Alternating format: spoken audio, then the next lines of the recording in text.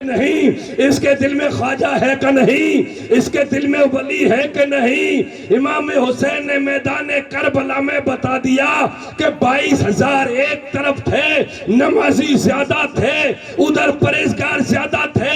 حسین نے اکیلے میں نماز پڑھ کے بتایا کہ جماعت دیکھ کر مت جانا، امام دیکھ کر مت جانا۔ اگر امام حسینی ہے تو ہمارے سر کا تاج ہے، اور اگر امام یزیدی ہے ہمارا اس سے کوئی تعلق نہیں۔ بے شک اس لیے کہا کبھی روٹی بوٹی میں مت بکنا، کبھی سجدوں کے پیچھے بھروسہ مت کرنا، بلکہ ہمیشہ دیکھو بزرگوں کا غلام ہے کہ نہیں۔ جو ولیوں کا چاہنے والا ہوگا وہی ہمارا امام ہوگا۔ آج پوری دنیا میں اعلیٰ حضرت عظیم البرکت امام عشق و محبت کا نام لیا جا رہا ہے۔ کس وجہ سے؟ دنیا میں پٹھان تو بہت آئے، دنیا ان کا نام نہیں جانتی، مگر ہزاروں مدرسے اعلیٰ حضرت کے نام سے چل رہے ہیں، ہزاروں مسجدیں اعلیٰ حضرت کے نام سے چل رہی ہیں، ہزاروں ادارے اعلیٰ حضرت کے نام سے چل رہے ہیں۔ کس وجہ سے؟ تاریخ میں آج اگر ڈھونڈا جائے تو ایسا کوئی بندہ پیدا نہیں ہوا جو خون دے کر خاندان بتائے۔ ہے ایسا کوئی؟ آپ کہو گے نہیں۔ اگر کسی بندے کو بیماری ہو، کوئی تکلیف ہو، خون لیا جائے، مشین سے چیک کیا جائے تو یہ بتا سکتا ہے کہ صاحب اس کو فلاں بیماری ہے، اس کو ڈینگو ہے، اس کو یہ ہے، اس کو شوگر ہے، اس کو فلاں جو ہے بتائے گا۔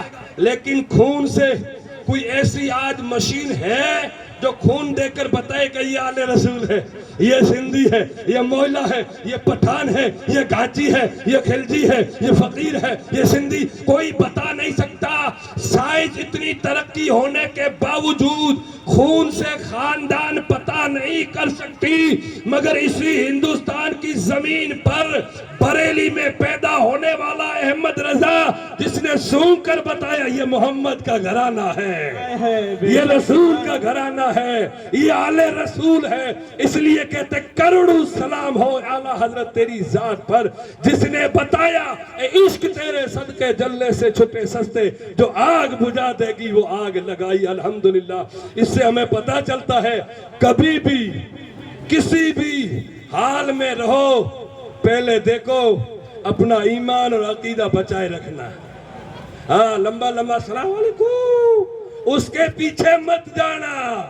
نمازی ہو، امام حسین کا غلام تو ہمارا امام ہے۔ الحمدللہ بس وقت کو مد نظر رکھتے ہوئے ہمارے دور دراز سے خطیب اہل سنت، خطیب ہندوستان حضرت علامہ مولانا پیر سید ڈاکٹر رفیق حسین صاحب حسینی قادری جیلانی ہمارے روبرو انشاءاللہ تعالی، جو اولاد غوث اعظم ہیں، ہم ان کے مبارک زبان سے نورانی کلمات کو سن کر اپنے آپ کو منور و مجلہ کریں گے۔ ان سے قبل ہمارے مدرسہ دارالعلوم فیض سروری کے ایک قاری صاحب جناب صابر رضا کو پیش کروں گا، دو اشعار پیش کریں۔